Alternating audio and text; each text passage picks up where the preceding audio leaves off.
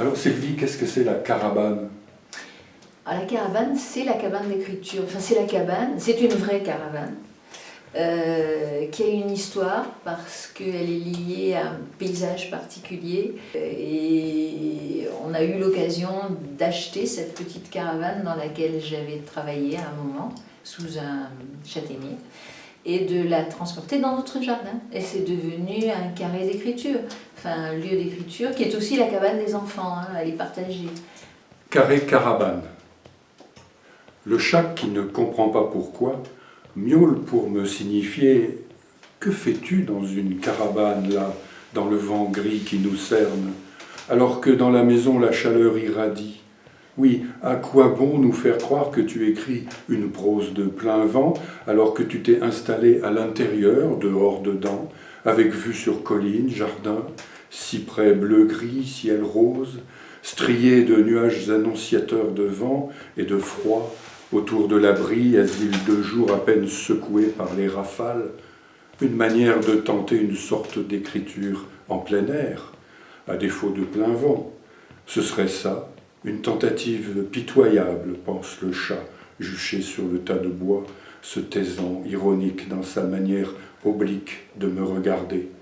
Handke est comme ça, un animal rempli de cette lucidité que je n'arrive pas à obtenir de moi-même et de mes engagements dans ce foutu livre de plein air, écrit à genoux tordus à cause du désordre entassé sous la table dont je me fais Mongolie pour tracer à la hâte, tant le froid est vif, une histoire de carré qui ne serait pas un jardin. Carré plutôt une table pour le repas des poètes du dehors. Le vent plie les arbres à sa guise et moi je plie les mots, mais non. Ce sont eux qui me plient.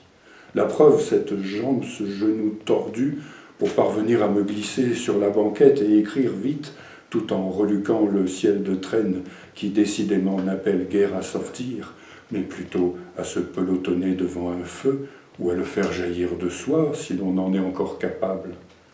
Le chat a quitté la place, désolé de ma décision, s'est couché bien plus loin, sur le carré. Carré surnuméraire en guise d'au revoir. Ce matin, un enfant s'ouvre au cœur d'un artichaut, rencontre le fou de champignon. Devant eux, je me demande ce que je sais. Surprise de mon ignorance, la joie cependant revient vite dans le carré. Les herbes à arracher, les compagnons blancs, tout ce qui perce et pousse, mais aussi brise le cœur parfois. Je les entends dialoguer ensemble, je n'ose pas m'approcher, de peur de les faire fuir. Le chat lui-même dresse le museau en attente de l'événement, oiseaux, mulots, lézards, à 2 pas de ses griffes. Hier soir, avant de tomber dans le sommeil, des voix m'ont tenu en suspens dans la nuit. Personne ne marche sur les routes de campagne si étroites.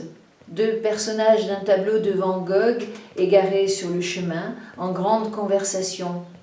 Plus je me rapproche de la fin, moins j'ai de chance de les entendre, mais pas de lune pleine comme dans le tableau, tandis que l'enfant de l'artichaut, à peine né, montre son cœur. Le fou de champignon s'éloigne à grands pas sans se retourner.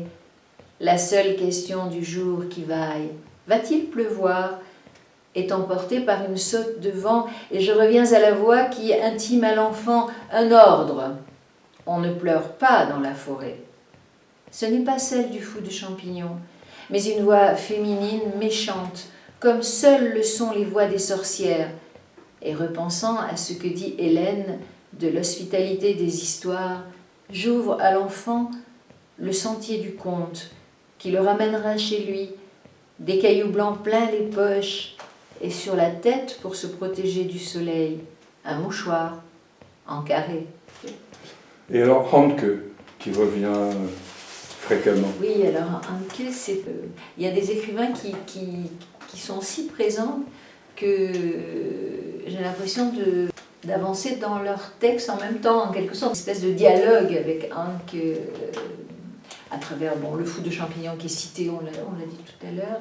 C'est un écrivain de la prose poétique aussi, tel que tu le revendiques, et finalement, ta manière d'écrire, ton écriture, est assez parente de Sedlum Oui, de elle ce est point un de vue-là. peu- oui, Les oui, dimensions plutôt proliférantes, où la proportionnelle, dimension oui, oui. personnelle est très présente. Et en même temps, elle est un peu travestie aussi, Oui. jouée. Oui, ces dernières années, je l'ai beaucoup lu, relu. Enfin, c'est là aussi un peu obsessionnel.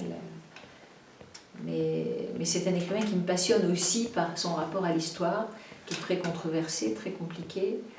Et ça aussi, ça m'intéresse. Sur qu'est-ce qui est vrai, qu'est-ce qui est faux, qu'est-ce qui fait qu'on est traversé par des identités en ce moment.